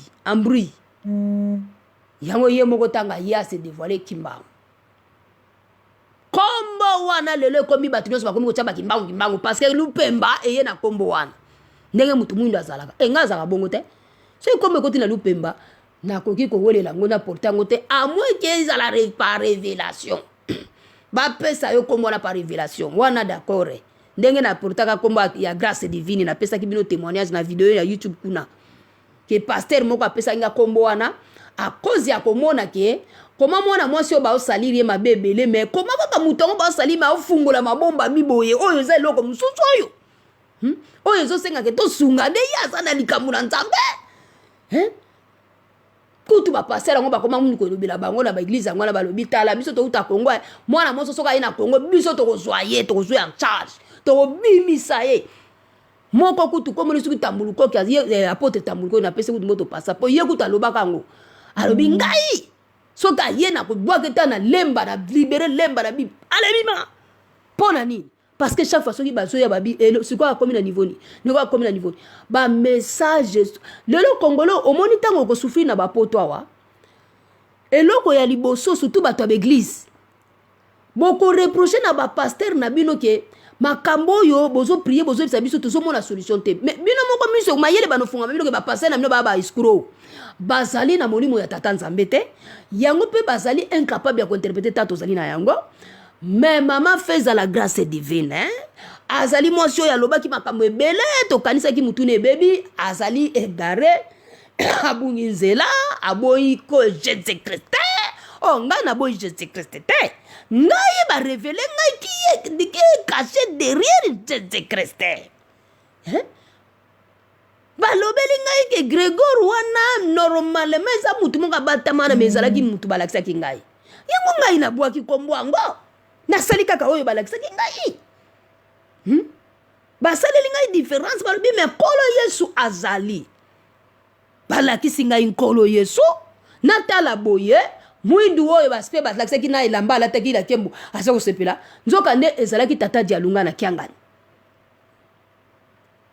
oui puisque na koma tango na bata na koma kutu te na 2012 tango na mona kisu tata kimbangu kiangani ye alobi yo tiaka temela nzambe afongoli mapata mbala moko babimi mibale moko jeya nzoto mike mulai alati pembe na moko ya mwa taille normal oyo alati pembe nzoto mike mulai yende ajouaki rôle ya Dieu le Père tata kisolokele lukelo ba vérité sans tricage ya boye bokobela nango liboma mais kasi soki bofandi calme na makambo oyo koya sika wa boye nde siko bokoloba papa kisolokele azaki pe clair te fallait que yebisa biso ke azalaki Dieu le Père bon donc parce que de toutes les façons makambo bato bakondingisa mokili nde bango nga naza koyebisa bino polele eza vérité sans tricage bango bakondingisa mokili eza banani yango aza wapi? Oh Dieu créateur qui a créé le ciel et terre. Kasi Dieu créateur na kati na fois kimbangisi na kuna enseignement ezali lolenge nini mutu basalaka ye place nini makamutu konso Noah place nini boîte fanda ki makamutu konso biloko nyonso donc ba vérité sans tricage autre ko ngona brise de réveil te totanga ngona bible mena ndenge moko balusa ba forme bani tout konso ba changer ba forme tout konso mais kuna na kati ya fois kimbangisi te bazali ko benga likambo na kombo na yango. Parce que ceux qui battent bayebi ke bango mutu basalaki makambo yango bango mutu bazana enseignement nango bango ndenge bakuteya malamu bato oyo bofingaka bino na Congo bato oyo bosakanelaka bango na Congo bato wana bazalaki banzambe. Oh Jésus Christ aidé, Jésus Christ ressuscité, mais ce que totunaka bino wapi ye abimela bino ndenge tata kimbango aso bimela bato ndenge tata kiangani aso bimela bato mais Jésus Christ abimaka salo batata kiangani tika kobimela bato parce que ngai nde mutu nazali Jésus Christ ngai nde mutu na ngoreni awa kiangani tika kobimela bato akosala yango te parce que azate c'était un égrégore nkolo Yesu azali kati na bango na nkamba balobeli bino nyonso biso toyebi ngai mama feza bateyanga kimbangu te ngai mama feza bateyanga itata kimbangu kiangani te ngai mama feza bateyanga itata kisolokele te ngai mama feza bateyanga te dielngona te ngai na vivaka bango na molimo mena zoye bate bato yo banani tata kimbangu atango kiangani tango alobeli ngai ponga tango natanga tata kimbangu pona ngai nakangisaka bango nyonso kaka mibale kaka bakimbangu puisque kombo ya kimbangu wana ebele bazalaka na yango te mutu akoki kopote kombo ya kimbangu wana azalaki te mutu aye nango authentiquement kaka ye moko tata kimbangu Simon Kimbangu kiangani Simon Kimbangu diatungu na vika yeso ekama. Et puis, comme on est surtout en la tradition, c'est-à-dire c'est lui qui a l'esprit de l'intelligence et l'esprit de sagesse et de l'intelligence révélée. Na tata kimbangu kiangani parce que kiangani veut dire yabato. C'est-à-dire que azali ya bino kaka te ba Congo, azali ya ba kimbangiste te, azali ya mokili mobimba. Tango akokota na gloire na komi ya batu nyonso tu mokili mobimba bakozala na besoin ya Timo Kimbangu kiangani apesa solution na mboka na bango yango bapesaki komo kiangani ce qui veut dire ya batu donc c'est-à-dire mutu moko oyo akozala ya batu nyonso donc bokomisa mpe kaka ye te makambo ndenge ezalaka bato mosusu bakanisaka ke tata Kimbangu kiangani ndenge nini atize mama feza ale bandeko mosusu basali suwa te bungu po ani bie te non mutu na mutu na likambo na ye. Donc, ce qui veut dire, bande konanga iba congolais, au lieu de ça, la semblant, tissuko, ibozo, ça, la distraction, na bino, et zela n'a pas sa conseil. Toyoka ki na Congo, kuna bande koba bolingo, l'actuel président Félix Tshilombo, Tshisekedi, a salaki discours moko babengi yango plaja, parce que ye aza kolanda impérialiste. Félix Tshilombo, Tshisekedi, a déclaré après que Donald Trump na Macron allez Félix Antoine Tshilombo allez yepe tanga yoki bango yepe aye ko sala discours so botel pe ba discours ngo botala misu na bango ba komelaka bango ba tie na mur azotanga mais eloko fallait ce ko lobela mokonzi mboka boye avant ya ko dezwaka décision na makambo ezali ko engager ba mboka na bino. Ce qui mindele balobi bino pe boyambi te bino il faut bozwaka yango bolobi non nous allons réfléchir en fonction ya mboka na biso bango balobi confinement bofana na bandako po bazana ba moyen ba mbongo batie en place bazana ba mbongo na bango ebele na ba banki na bango batie décision wana pour que ba ebi ndenge ba ko s'occuper na batu ba travailler musu ndenge ba ko futa bango et puis na ba oyo baza ba chômeur ndenge ba ko futa bango tout consort selon les réalités de l'Europe. Alors, yozui makambu na bango oye osali discours. Allez, confinement. Est-ce que ezali fashion? Pour ba mona pe bino ya biso pe to sala ka ba confinement. Biso pe to sali ba confinement. Te! Il faut bino bo interpréter ngo selon ya mboka na bino. Boteli bolobi bon. So confinement na ziana. Peuple na biso déjà to pe sala bango ya socialité ba débrouiller ka ba vivre na tout du jour. D. So ito fani si bango na bandako. Loko la bango mbongo bazwaka au jour le taux du jour chaque jour ba autant de jours tofanisa bango na ndako nani akoleisa bango na likambo akoleisa bafana na ndako et puis dede nani ayebisaki bino te coronavirus ekoti epai na bino parce que bino vous devez comprendre bango avant bakoma na niveau ya confinement il y a eu des cas de coronavirus dont il y avait quelques gens qui étaient atteints bango nous avons été coronavirus ebanda okota depuis novembre de décembre janvier février batiki peuple na bango bakotisa basaka contamine bato bakotoka po na corona wana eza na deux sens mosusu ezali arbre babenga yango nini les armes biologiques. Alors, les gens, quand ils respirent, ça biso toyebi yango na décembre, janvier, février, coronavirus est kota ki biso nyoso. Soko bimi libanda, malili wana po lingaka période ya malili. Malili wana soki to zongi ba gorge zo soi. Misu pasi. Fièvre. Nzoto mo neti ndire soki ndenge nini. Heureusement bato banopesa déjà information na makambo ya corona oyo ezali kobeta na Chine. Balobi tala nde befe esala bango kuna pona kobika nango ba efe yango emela ya moto banini boye citron banini nani tokangi yango ali to banosa befe wana et puis en même temps na ba prière parce qu'il faut toujours prier ozo prier ale befe wana ekenda pe nzambe pe azofungola pe biso miso pona kotalisa biso ndenge nini okovivre na temps oyo te tala boye bapeso pe badirective oyo okenda kolobela bino te po soki nameki kolobela bino après nsima nango boye kofunda ngai ote mere oyo azokoyebisa bato boye na boye mpo olobi baluka bakoselanga makambo te oyo eza yanga moko na bite nzambe na koboma oyo yanga moko ndenge bapesi nga consigne yango wana tobikaki nango de décembre janvier février corona oyo ezalaki virus oyo ya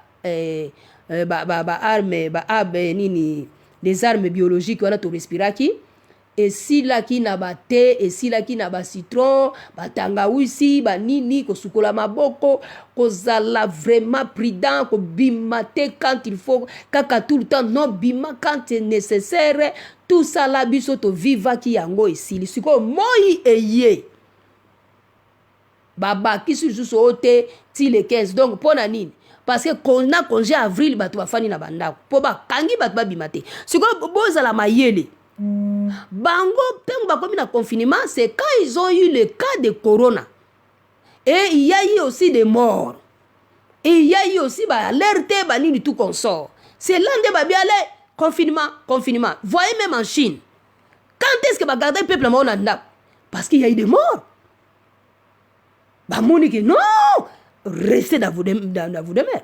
Mais Congo, bamore, bazala kite. Coronavirus, ezala kite pa inabino, iloko moko te.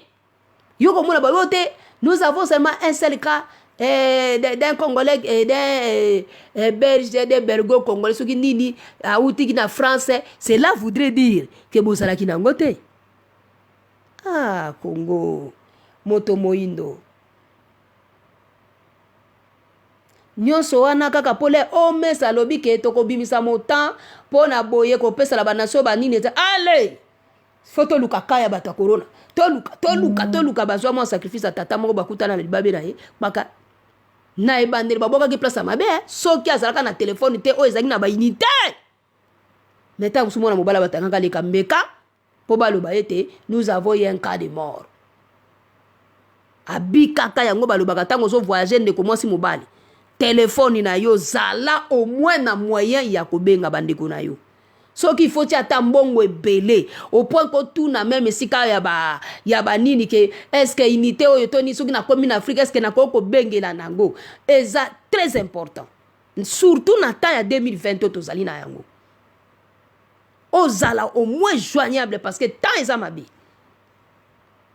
pour moi na mobali wana bazwa kaye ba bwaki na place moko isolé place yango mutu azate loko moko te biloko wala te nini te do yaki loka babo mai banga ba tem susu kisi moko boya ndenge moko yake susu makasi susu donc ti ali mona mais heureusement zaki na unité na nini abengi mwasi na yepe azaki wana tika yete pour le meilleur pour le pire ayaki wana eti na ndenge mona après ba soni wana basi siko na lie moko ya bien sikoyo po Congo esutukaka na retard après siko batie na place moko bien mais Congo soki faut siko sale mana peuple ne beleske yoko kokango usana mbongo usala basajo wana te pourquoi ko welela biloko wana corona on eza guerre bactériologique na bango moko bazoluka ba pouvoir bazoluka ba règne mais yo Congo yo mutu bazozongisela oyo bokonzi sikoyo olio se concentrer na likambo bazolinga bazongisela yo ozolanda kaka impérialiste alors ngai namoni nzambe fo kanda nekitande likolo na bino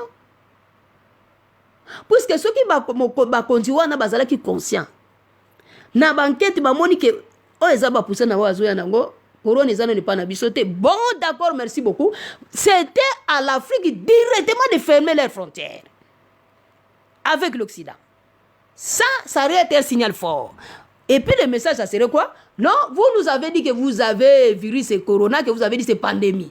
Mais nous, jusqu'ici en Afrique, on n'a pas encore constaté ces cas. Alors, déjà, nous avons eu nos sida, nos Ebola, avec corona, nous ne sommes pas en mesure de supporter. Alors, nous fermons nos frontières avec vous jusqu'à la nouvelle ordre. Quand nous allons entendre que l'affaire est résolue, c'est plus pandémie, nous allons ouvrir. Ça serait un signal fort. Mais continue biso lokola bazalaka corrompu.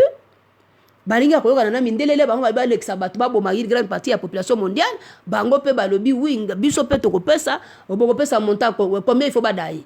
Te bon tokufi bana ba pepe kufi pe trop bon. So bon tokoboma combien bon ba yokani ba chiffre bon. Alors après bango pe faut ba luka ndenge pe ba kosala. Mais le Congo a fait le confinement sans constater les cas de virus de corona, mais il a fait le confinement. Avec un taux de 2 personnes ou 3 personnes. Vous savez si les députés peuvent se sacrifier, oui, bon, ça la assemblée que tu as atteint la corona, voilà, mais tu as soigner, tu biki, pour nombre bakisam. Mais on ne se manque pas de Dieu. Parce que ce qui devait faire vous le noir, c'est de fermer vos frontières à cause de corona pour balobi sa pandémie côté non na bango et ceux qui bango habité tout pesa bino mbongo tout sacrifier nous sommes morts beaucoup, notre peuple s'est beaucoup sacrifié, nous et le taux de natalité donc c'est trop vous ça rappelle na mon peu bobo yakati surtout quand on sait que l'avenir est pas na bino bango ne mutu bako kita liboso na bino parce que nyonso ezali pa na bino. Mais non, mokonzi mboka fani saki batu na ndako abosani sans tenir compte réalité mboka na ye e bato ba fani na ndako talaka lokwa baliaka basali mo ba course na bango ba dépense pour ba fana na ndako mais mito bano craquer bango puisque ba pouvoir na kolia na bango te. Déjà ba député ba fusa bon salaire na bango déjà bien pété. Misusu bazana ba nyongo basu ba futa bango penate. Ba soda tout consort ba dit c'est tout ça. Bongo peuple oya débrouiller kanaye ba mama malewa ba nini tout ça lande ba kokole sa bango. Réalité les na Congo te. Congo asana ba hôpitaux moko pena mingi te oyo ya koko sala bongo. Yes à moins que sala ba fausse commune pour azindisaka ba oto baza kokofa. Ndenge misusu ba mindele ba komo sala ngwa. Oyo to mona kina molimo baza ko bazo kufa belé tout ça. Donc c'est ça likambo oyo ekoki kosimbate le mieux à faire ezalaki bokanga ba frontière na bino bo se protéger na bango po bolo bakeno bokokota soute ti jusqu'à nouvelle ordre soki bo silisi bani na bino bo to fungoli. Mais que cela ne tienne tobo sana yango te que virus wana pe ezali d'essence oyo ya arbre ya les armes biométriques soki biologiques et kota ki bato ebele na Europe koti na Asie koti tellement et bato oyo pe bazali ko voyager surtout na Congo kuna ba voyage même chef de l'état azalaki ko sala il faut se le dire na bato na ye délégation ebele wana baye baka yango soki déjà bayebi que na novembre décembre janvier basala ki ba voyage ba déplacer ki baye bake ba respirer ki yango. Et c'est fort possible que eloko yango ezala na kati même si bozwa ki ba soin nango te bozwa ki ba précaution penate brou et bani ko ressurgir na se o ba mort subite pneumonie parce que bozwa ko bima trop surtout chef de l'état na batuna ko bima trop pour ndire basala tour du monde na tour du monde wana corona ezalaki déjà wana donc beaucoup te kango déjà na mboka na bino. Mais chaleur pe c'est vrai oyo wana c'est vrai forte chaleur pe eza ko boma yango. Mais corona mususu ya molimo ezali o ezali esprit du mal esprit du mal oyeye po esala batu mabe elongola kimia na mokili bitumbe koya bagere koya ndenge na ndenge il y aura des tueries, des mortalités, maladies ya ndenge na ndenge, c'est-à-dire puissance des ténèbres ba libérer yango. Parce que Balobi arrive-t-il un malheur dans une vie sans que l'Éternel soit l'auteur. Nzambe aza koloba baso yo kayete. Mokili ebeti ye tourner le dos. Tango na kala n'époque ya ba rab ancien, n'époque ya ba grec ancien, ba yeba kaye. Ba sosola kaye na nzela ya mama Maria ngo ba koloba wana na Nikolo Yesu. Neti bokei même na Russie. Église au babenga les orthodoxes. Bango babenga orthodoxe veut dire version vraie. Bango bazana ekeko bazana photo ya Marie ekeko Marie ba dessina noir na Nkolo Yesu noir na mwana na ye. Pona nini po bayebi ke bazalaki bayindo. Menati mabarometa ngubayeba longoli ba blanchir nyonso. Au point que Moutaka nisi que Nzambe azali mundele. Alors que Nzambe aza noir. Eza na Bible. Ézéchiel aloba yango. Quelqu'un de l'aspect des reins. Azali koloba monie na mai. Atelemi alati elamba ya lin. Mais il marche au-dessus des eaux. Ye wana papa kimbango atiaki yango mise à jour. Tanga zo tamula likolo na ebali. Ezaye wana, l'ancien des jours, Tata Kimbang. Diatungu na vika ya swekama. Ye wana, l'esprit de sagesse et de l'intelligence révélée. Baye bakaye. Baye bakaye bazako benga ye wa mukulu. Ye wana. Azalaki ko bimana ye na baspe ndenge na ndenge. Ange de l'Éternel nga Tata Kimbango alsanga lobi omoni place bakomi l'ange de l'Éternel. Ezalaki ngai. Ah, ezalaki yo. Oui, ngai l'ange de l'Éternel. C'est-à-dire quoi? Quand vous voyez l'ange de l'Éternel, c'est-à-dire j'ai protégé mon peuple partout bazalaki koleka. Soko bungi nzela ozo baba référence te. Nako bimela yo kalsonile mutu moko kaka yebi ozo lukanite. Kata boy sala boy. Ye wana mutaza osala yango ngai yebisaka nganga na lobi ah ba bomba mezali kati na Tata Kimbangu. Yezali makambo masomo. Mindele ba romende mutu ba ye ko blanchir. Nzambe azalaki mutu moindo azali noir parce que le noir boyebi pe mystère ya noir te. En fait vous quand on vous parle du noir vous pensez que noir parce que tu es noir. Non. La noirceur a un mystère. Balobi il est entouré de ténèbres. Azinga mina molili parfois zinga magana molili. Eza na mabomba mi parce que parfois le noir cache la lumière. Le noir reflète le mieux la lumière. Et ça m'a bombami. Le fait de dire que Dieu est noir, ce n'est pas du racisme, mais c'est la vérité. Moi, je ne comprends pas ce monde actuel aujourd'hui. Quand tu dis la vérité, on te prend pour des fous, folles, racistes ou... Non, c'est la vérité. Quand comment ils s'appellent les gens de la Russie là-bas, des orthodoxes, quand ils mettent Marie noire, l'enfant noir et tout ça là, deviennent-ils racistes? Ou bien ils veulent que la vérité soit comme ça? Ils étaient noirs, c'est tout. Qu'est-ce que vous voulez? Ils étaient noirs, quoi bah? Yango babenga kiango ba orthodoxe version vraie. Ba yebi ke nkolo Yesu na Marie bazalaki bayindo. Ce sont des Romains. C'est le Vatican qui a tout blanchi. Yango balobeli na Romain wana ndenge na tangemio na Romain chapitre 1er. Ils ont connu Dieu, ils ont connu la vérité. Mais ils l'ont pas glorifié comme tel. Ils ont préféré adorer la créature plutôt que le créateur. Ce qui est passé. Et ça dit que on kolo yesu oyo ayaki ya liboso. Lokola boyeba ki ete. Circonstance nini ya yelaki. Problème nini oyo akutanaki nango puisque na Bible balobi ke akutanaki na ba Romain. Ba Romain bazali ko dominer colonisation pe ezalaki wana. Tata imo pa na colonisation. On vous fait revivre le passé pour que vous tirez la leçon mais bozaka kana conscience te. Ah moto moindo. Moto moindo. L'homme noir.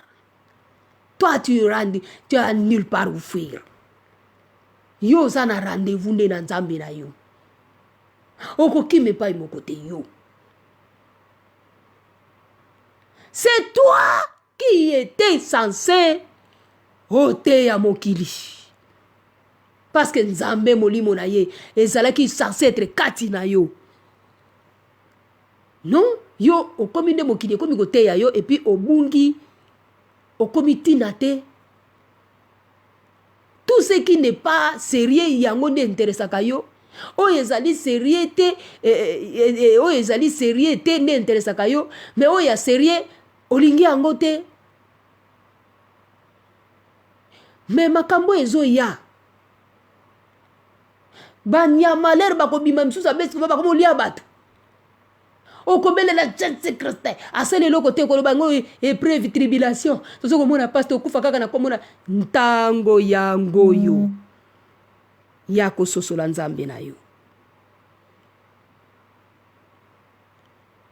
tango yango yo congolais ya ko sosola Nzambe na yo tango yango yo lobite lelo tango yango yo epesa meli bino privilège surtout bino bato bozali na Congo privilège bozali na yango bamboka mususu banga bazo envier bino tala ba kondi na bango tala ba politicien na bango basala ka net au moins taba comme na kamba oui nous savons le Kimbangu c'était un grand prophète donc il est un prophète hein? L'homme de tout dans les tout c'est bien mais prophète ango azo bimila bato azo visiter bato azo sala makambo minene ba prophète combien ba bimila bato tout na ngana bango même ba politicien quel est le prophète que tu connais qui a sa bimila bato apia kombo akozanga mais pourquoi tu l'appelles prophète c'est une forme de l'incrédulité koboya kondima likambo ya vérité et tindika ebele ba benga Kimbangu prophète po bazala l'aise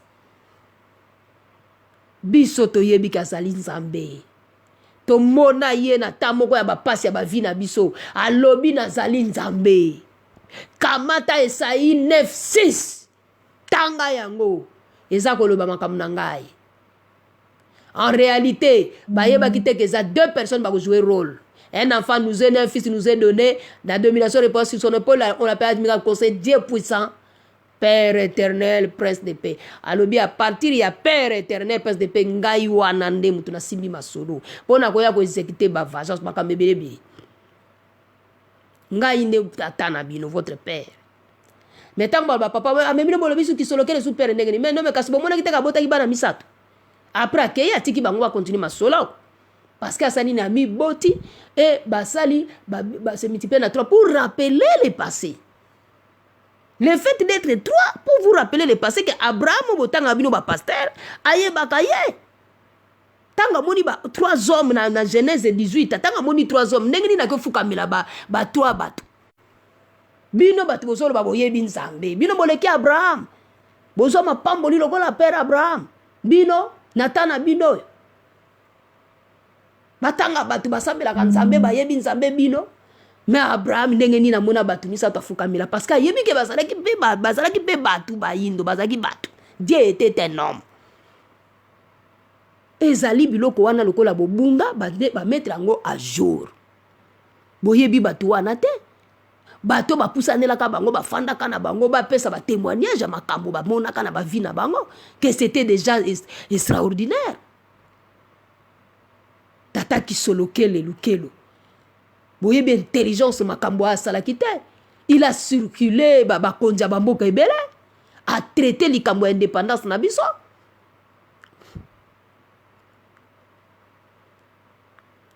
Nzambe aye po asala yo bolamu pe a se présenter apesi bango baloba tata diangenda kuntima d'autres faces de kimbango aloba ebele bo revoir ba vidéo na ye c'est le moment pour vous ndenge bingi surtout bana poto awa boza confiné na bandaku na bino bokoti YouTube bobeti kaka diangenda kuntima mate ya tata diangenda bobeti ka n'importe quoi comme ça bomona ba biloko ebele ya tata diangenda kuntima bobandisi ko koyoka ka maloba na ye nyonso aloba molimo na nzambe certainement bano guider pe bino okomona pe molimo guider pe bokoyi na mateya moko tata diangenda teya o esika bazo teya ba titre moko suki na bosani ba titre kango yo papa diangenda zolo basuki ni Dieu le père ni tout ça bolandi maloba na bango même ya tata kisolokele bofandi ofandi pena na ndaku na yo biko dans confiné na ndaku na profiter parce que musala ezate na okete mena na ndaku bokote YouTube c'est le moment pour vous de vous ressourcer. Bon, comprendre que bato babisa ba vérité boy so ba vérité ça solo mais ndeni to yoka bangote c'est le moment. Voilà na suki wana bandeko oyo ezali ba message moko tango tozo sala yango ezali po ete mokili ezo bandela zéro bato nyonso bafandi na bandako po tango bakobima toyebi nini kosalema te bato ya mitema mabe ya misala ya mabe soki bazo penser basala mabe na makambo na bango wana bango mais ils peuvent pas le faire maintenant parce que peuple ya nzambe il faut babima na bamboka oyo il faut babima même oyo kuna na États-Unis d'Amérique et basé bele kuna pe il faut basonga mboka na bango donc baza na droit ya kosala ba biloko moko ndire bango nde mutu sikoyo bakomo décider te oyo ezali pour l'instant ya corona oyo ezali temps ya bato ya ténèbre ba libérer bango basala mabe soki oza propreté elie yo ezali na o ezali arbre biométrique eza ko bomana plus ya balere ya ko respirer to nini mais o ya turo ba bisinga ozo ke le 15 avril balobi ba libérer susu o ya makasi wana oyo point ezo sala bato bazanga force bazo longola bango appétit bazo sala donc tout ça pourquoi po kaka bato ba kufa mais oko kufa te soki nzamba alobi yo ko kufa te olobi je ne mourrai pas je vivrai et je raconterai les œuvres de l'Éternel. Bako bwaka bakisi ya babiloka ndenge na nepo bato bakufaka grano puisque bango bato ténèbres batikeli bango. Mais ne faites pas du mal à l'huile et au vin. Wana ezali lisese eza na kati ya pokali eza na livre na Bible. Bapesi bango mitundo bo sala mabe na baoyo bazana elembo na ngate. Alors bazo sala neti na Congo démocratique wana talande balongoli bana basi ebele pona ba mèche siko il fallait que boyoka est-ce que boyoka ta témoignage montel kamotika ba mèche bana basi bolongola banini boy boyoka ngote siko yo tala babani ko enlever bino ngaso ina zaina place na bino mbala moko na longoli mèche kozala tetu na vie ezala mabe aya moko hote l'évangile dit ceci tika otanga ngo bien te kolo yesu kuta pambo yebi ete bongo siko yebi évangile. Donc na suki wana message na ngeza po beta sete na ba congolais ke lisumu na bino eza boboya kimbango nzambe tata mwana molimo santo azana nkamba eza nyongo bakoti si bino bazo tala sikoyo réaction na bino na nyongo wana tango sikoyo bango bako banda kosala makambo na bango na moma wana anandimi te nzambe akutika bana na yeba mona pasi elongo na bino tena moma na bana nifo bazana esengo babombi bango mais bino sikoyo bokomi sikoyo mutu na mutu aluka nzela na ye na moma wana sikoyo bomoni ke Jésus Christ azosala eloko te komi sikoyo nzambe tata kimbangu asoki ezali yo ozobenga ye na retard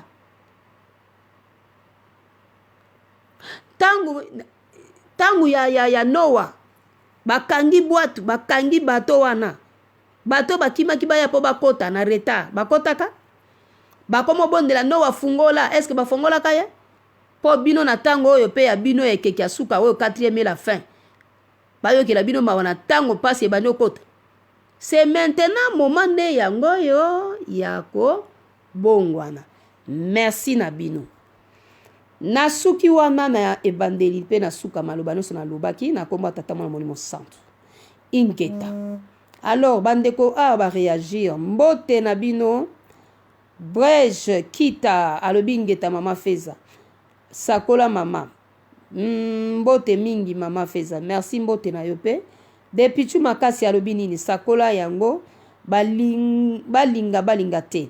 Un jour bako bimbisa yango et ils vont rendre compte na bandeko na bango. Le secret de Fatima. Oui. Vatican, problème il y a le péché de Vatican, c'est les 3 secrets de Fatima. Ça qui est secret wana que toi comme toi tu es devenu comme leader mondial, c'est-à-dire une opinion du côté spirituel. La plus grande partie des nations te croient en toi. Donc si tu libères tes propres mensonges et tu dis la vérité, les gens vont croire, ils vont se libérer. Non? Vatican à Bomba, à Lobby, non, nous voulons encore régner, non. Eh bien voilà, alors l'Italie va souffrir là maintenant. Voilà. Voilà, c'est ça le problème. Donc Vatican, ayebi makambo à Bomba. Mais afandi aza osala sambla latika ka bateni na bango ba mesana wana kaka ko continuer misala na bango amabe kasi dobi bakoloba ne toi aussi tu es devenu comme nous croyons que tu étais notre Dieu, tu es devenu comme nous. Eza maloba balobela bango ti eza maloba na bango eza na Bible pe Babylone la grande tango akokweya wana ekozala ndenge ni à cause de résister contre l'Éternel. Depuis tout alobi sakola balinga te un jour bakobimisa secret ya Fatima et après ils vont rendre compte. Papa eskaka aloba bango moko bakobimisa ba secret nyonso biso toko lakisa bango pa ba preuve mokili ezali kokende na koyinda biso tozali kozela ba pasteur na Jésus de Nazareth na bango oyo azali na nzela bango bazoloba wa azali ko ya mwana nzambe makolo ezama Jésus revient bientôt, il va venir nous enlever, l'enlèvement est pour bientôt bato. Ma fils à la RDC est le premier à être frappé pe azali déjà ko betama fimbu. Mais fimbu ya makasi ezali oyo bakokimela wapi. Papa na ngai de pichu makasi. RDC faut abeta mati. Parce que soki bakondima nzambe bango ndeni puisque mabe oyo batu bayebi ya RDC baoloba. Ye azoko bakobeta bana na ye moko kuna te abali na biso ndenge ni.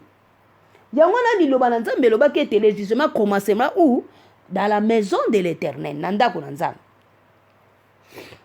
Pour à partir ya frappe parce que RDC mindele kutunde bazana bayebi na bango déjà bayebi ke ba obeta bango na nzambe na bango yango balobaki ke Afrika ko zale parler te bilmo te pour na corona kaka mais bango bayebi ke Afrika zale parler te ke baboya nzambe na bango tala photo na tie na koyo bapaya bayebi nzambe na yo kanisi mundela uta ba kilometre ye apesi papa kimbangu kyanga ni bizu boye do bo kanisa zo sala ngo pamba.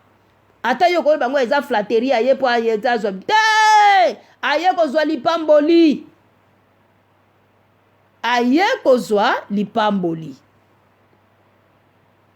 et puis ezaka aye moko te ba représentant ba Union européenne ba nani ba kitaka kuna pi bango nyonso tu ba fukamaka mais congolais alobaka bino bosamela nzambe abatu bo siko Jésus na bino wana Christ ya neli ya Bethléem wa azalaki moto te.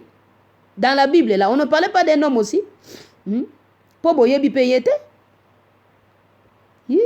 tabatu bakosa bango na histoire ba roi Congo bazaka kofukamela bango kofukama na kati na roi Congo ezalaka likambo adoration ya kofukamela nzambe te ezali likambo par respect luzitu par respect ya mutu oyo autorité oyo ezali liboso na yo ofukameli ye to obeti maboko bodokolo obese mwa likolo ndamu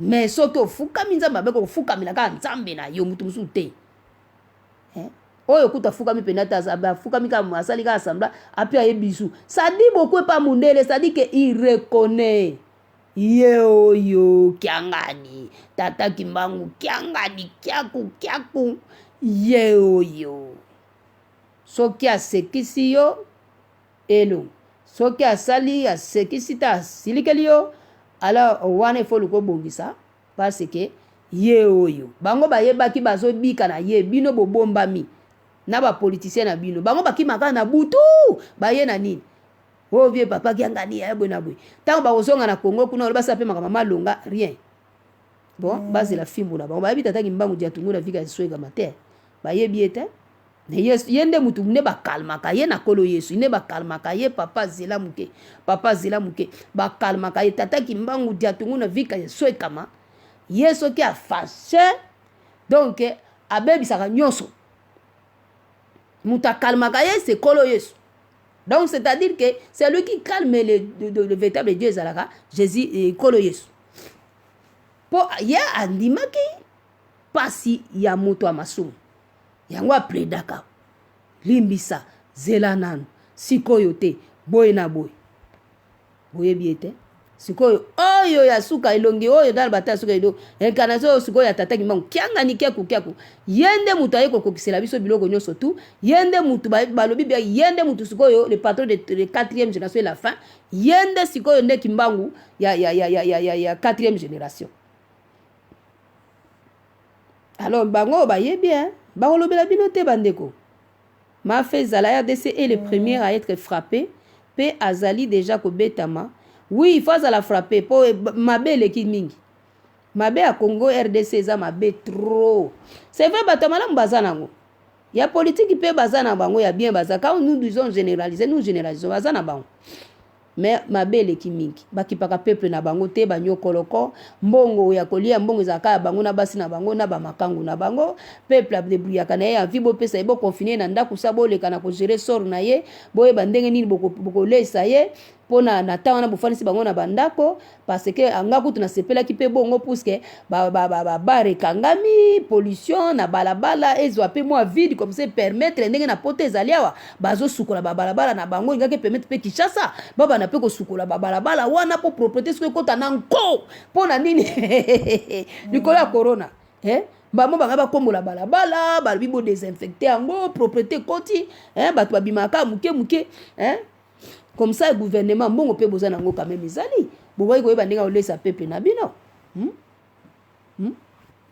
même tana ba mbongo na bino bozwaka na basi na bino na ba makangu na bino bobimisika ka bosali nini te likelemba te bosali tintani te bobi kasi bon to kolesa bango sous autant des semaines to za taper nos réalité na biso tango bosi bokangi mo ba frontière batu ba kota lisusu penza te alors siko bo attaquer ba oyo basi ba kotaki.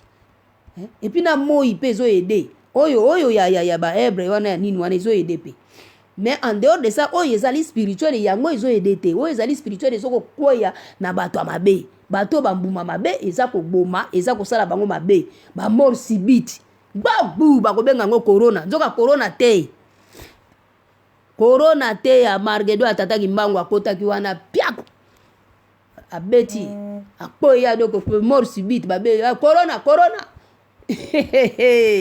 mawana bango baoye bateke komba we pesa spirituel donc ya molimo yosa musala ya moi pesa musala mais bao discernango te yango baba bo bongwana ba mama bolongola ba meshe ba mama bozala propre bozipa ba mama mais bon ba le liberté c'est bon ba pasteur il faut pas babwa kama c'est mieux batikala na côté wana po ba kobetama ba pasteur il faut pas babwa kama c'est mieux batika la na côté wana po ba kobetama ba pasteur pa ya ba pasteur ba kobetama c'est-à-dire que yeba ki vérité ki ataki mbango a visiter peut-être pe vina ye mais a bomba a préférence pelisa satana na likambu na ye wana ye jet secrétaire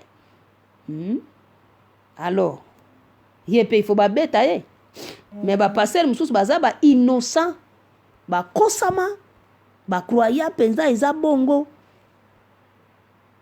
mais avec les temps tant molimo na nzambe ko fungola bango mayele tango azaki na ye innocent asalaka ne ba pacte te ba wo wana bana ba innocent ba to saka parole mais baza na droit eza na biso to yebi ebele ba kendaka même kamba eza na ba passer ebele ba kei pe ba kei ba sololi na papa kiangani esili ba pambola mi ba zongi ngana yebi yango eza na pasteur mo pe kutu ba yebi sanga yekuta so même carte ya kimbangi ta so pe baptême mais aza pasteur azaka na carte na ye ya kimbangiste abomba me alobelaka bandimi te alobelaka bato te mpo na nini peut-être aokoka na ye te azomona neti bakomona motu esa bien te abombi likambo na ndenge na ye me naza koyebisa so un jour akwa na video oyo to na audio oyo ngonga na bino mpe ezobeta lobi bino mutu bokobandoko te bokobanda oloba verité oyo boyebaka banda kala boyebisaka pepe na bino te ingeta. Bon, ça va, nazotanga, j'espère que bozaki ebele ya kokoma te. Oyo sunani, benoni alobi nini na tuni bino. Papa diangenda koki kokosa bandimi na ye tote. Vérité oyo akoma na mukanda ya ver. Oyo ye moko aloba soki ya papa na ye kimbangu. Pona nini bino bandimi ya kimbangiste bolingi bobomba solo. Solo lisusu nini yo po yaka na makambu na yo. Pona nini papa diangenda yaka na vision na songe asimba na maboko mokanda oyo ye moko akoma ya ver. Papa na yeba te makamno lo bango ndozo lauta ndoto ozo ya na bandoto nozo tiela biso awa biso to yeba makamna ote moi o nga na ote na obenda batu nini ba yeba tata kimbangu ya Kongo bololo suki nini kobikisa bango te il faut nde ba yeba nzambe na bango ba se repentir soki ba ko se soigner na suki o Kongo bololo wana eza problème te nende bakaza teke lobiko na o ezo ya wana ekeke tango koningisa bango wana eza Kongo bololo te eza likambo ya makambo eza guerre spirituelle tito silisa 2020 donc eza ba ane moko matata bako boma bato mabebeli bato mabebeli ba banokufa mort subite ba oloba corona zoka corona te ba amargedo yaki wana ebeti ma osuni ma belle feza langage moko na sepelaka te tozoba makama molimo tu m'appelle ma belle wana eza mobali na mta ko benga bongo ngana za belle na yo pona nini papa de tata to azo diskenga loba makama zolota ndoto na molimo obeta okomela bato mama feza moto moyindo soki akufi te akoyeba nzambe ya solo te oyo eza su tango ya okufi po oyeba te oyo eza sikoyo nde oyo eza tango ekeke banobeta oyo eza lokwa neti na epoke ya nani ti no what okotaki bwatu te lobiko eza te mais oyo aturo eza ke soki okotaki kamba te ososolaki kimbangu te okendaki kamba te lobiko eza te esili te soki akufi akomona kuna sikoyo aosani wana ifo zwa grâce lokwa biso bamama lobota bazwaka na bamisusu oyo eza ta babandi kofrape baolongola baboma mpe bato ya mabe na mokili oyo mundele après colonisation akenda na bongo ya bayindo akenda na bongo ya bayindo atika biso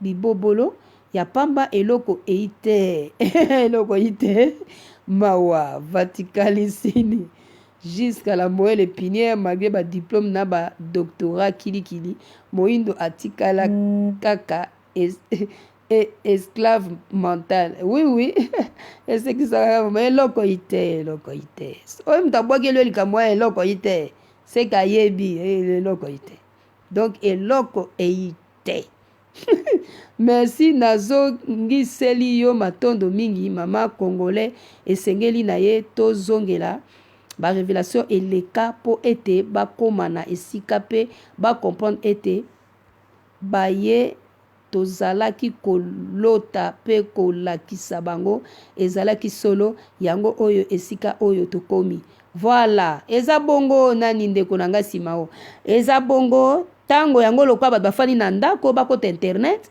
batala mate ya tata diangende ozolekisa no lero ozoyoka na yo mpo na bolimo lobiko na yo ndeko moto akomona yo te moso oyoka soni na kimbangu me na ndako no ntango ozotala makambo ya tata diangenda mpo ya fongolaki mpe makambo ebele apres bandi kotala makambo ya tata kisolokele ozoyoka maloba na ye apres bandi kotala makambo donc yoki apres osambeli na yo ntan na yo ya kose ressource na ndako bato nyonso baluka nzambe na bandako bana na Israele babikaka na bandako batiaki babi nango tia balento makila na bandako po bozala épargné mais na tango toza na tango tia makila na bandako to bokote belela makila akolo Yesu ebatela non la parole de Dieu est évolutive toza na tango ya molimo mosantu kolo Yesu alobaki yango bien déjà ke bayekoli nanga baote asunga te tango ekoki baote ande tata nanga kimbangu donc yo boyi kolo obo ndimi kolo mais tata na ye banda ya se dévoila oboyi siko ozobelela kolo Yesu batela ngai akoloba lobi yo kateli kama tata na nga obatelo te ato répéter ba verset ya kala wana o bana ezele babatelaki bango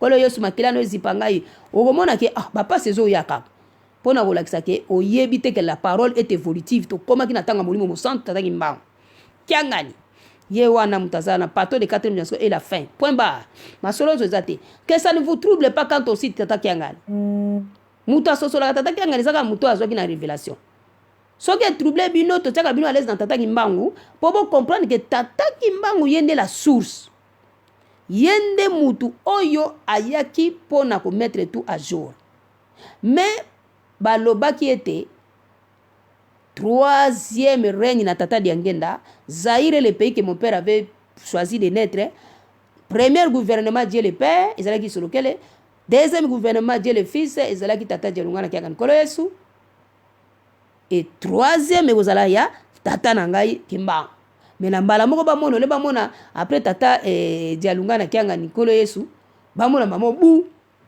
tata Simon Kimbangu kiangani sikoyo moto aza zoba oloba te me balobaki kasi ta règne ya tata Kimbangu yango bango tata Kimbangu yala maso tata kiangani afandi wana nga mokona kompana mystère wana nalobi en fait tata Kimbangu oyo bango baloba sikoyo ke règne ozala eza nde kiangani parce que ye aye kokokisa nyonso aye kofongola nyonso aye kozwa mokonzi ya mokili mobimba yango wana babenge kiangani puisque mokili mobimba ekoya kolukaka ye est-ce que bokokoka nasuki wana mpo na lelo nakana kutu nazala molai te me nakamwa ebimi prenez audio na ngai enregistre yango mpo mokolo bakobana okanga bakonte ya bato awa ezala te ke non mama feza boye na boye naomona su biloko na bino te nayebisaka bino botia balogiciel ya kozwaka baenregistrement ya bamessage audio baenregistrement ya bavideo bozoenregistre bozobomba donc baarchive comme ça amole boza libre okolanda nota en dehors ya connexion internet po ipare bamisusu oyo te bakokata bente donc au moins oza nango na bakopi na yo okoki koyokama te ya misusu ya biso po toyebi te yango wana tolobaka ndenge wana ke bobombango merci bonne journée na bino ngonga mpe ebelemi na biso mabondeli bakimbangiste boyika mpiko na mabondeli parce que force na biso eza kaka na mabondeli banzambe oyo bondimela baza ya solo botika makambo ya bamélange ya Jésus Christ mpo bakosepela te bozali na nkolo Yesu na bino tata Dialungana kiangani oyo balobaki ete bakoteya tata na ngai Kimbangu yoka Kimbangu yango nzambe aye kofungola ngai ke Kimbangu yango eza nde kiangani sikoyo tata Kimbangu kiangani ye azokobatama azokobima azokobatama alors yango wana sikoyo tolobi ete tata sunga bana na yo tata Kimbangu ya liputa wi wana la source me ye wana sikoyo abimi na nzoto wana ma wana bino bakokanga liloba na nzambe te bonne journée amen amen amen 3 fois nakoma tata mwana molimo santo amen.